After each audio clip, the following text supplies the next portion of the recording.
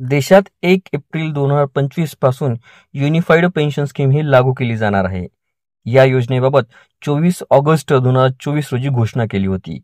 जानेवारी 2025 मध्ये या योजनेबाबत अधिसूचना जाहीर केली जाईल असं अर्थ मंत्रालयाने सांगितलं होतं. युनिफाईड पेन्शन स्कीम बाबत अनेक प्रश्न विचारले जात आहे.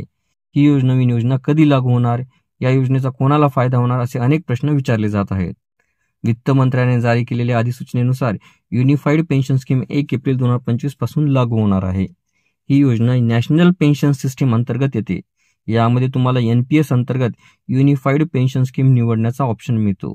याचा फायदा केंद्रीय कर्मचारी त्याचसोबत येत्या काळात होणाऱ्या सरकारी कर्मचाऱ्यांना होणार आहे. यामध्ये सरकारी कर्मचारी NPS अंतर्गत युनिफाईड पेन्शन स्कीम निवडू शकते किंवा थेट NPS द्वारे जाऊ शकतात. युनिफाईड पेन्शन स्कीममध्ये कर्मचारी सेवानिवृत्त होण्याआधी 12 महिने मिळणाऱ्या बेसिक सॅलरीची 50% रिटायरमेंट नंतर पेन्शन दिली जाते. अधिसूचनेनुसार कर्मचाऱ्याला सर्व्हिसमधून काढून टाकून किंवा त्यांना राजीनामा दिला तर त्यांना इशार्ड पेन्शन मिळते. फुल पेन्शन ही रिटायरमेंट आधी 12 महिने मिळणाऱ्या बेसिक सॅलरीचा 50% भाग म्हणून मिळेल. यासाठी कर्मचाऱ्यांनी कमीत कमी 25 वर्ष काम केलेले पाहिजे. कर्मचाऱ्यांना जर 25 वर्ष पूर्ण केली नसतील तरी त्यांना या योजनेअंतर्गत पेन्शन मिळणार आहे, परंतु ही पेन्शनची रक्कम थोडी कमी असणार आहे. जर कर्मचाऱ्यांची 10 वर्षापेक्षा जास्त सर्व्हिस झाली असेल तर त्यांना कमीत कमी 10,000 रुपये पेन्शन मिळणार आहे.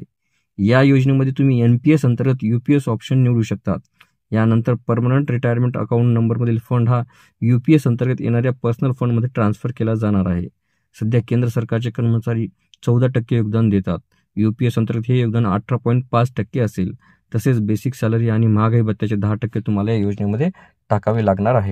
आपल्याला व्हिडिओ आवडले असल्यास चॅनलला नक्कीच लाईक, शेअर आणि कॉमेंट्स करायला विसरू नका. तसेच चॅनलला ऑल नोटिफिकेशन्स ऑन करून सबस्क्राईब करा, जेणेकरून व्हिडिओचे सर्व नोटिफिकेशन्स आपल्याला सर्वप्रथम मिळतील. लवकरच आपण पुढच्या व्हिडिओमध्ये भेटूया. तोपर्यंत नमस्कार.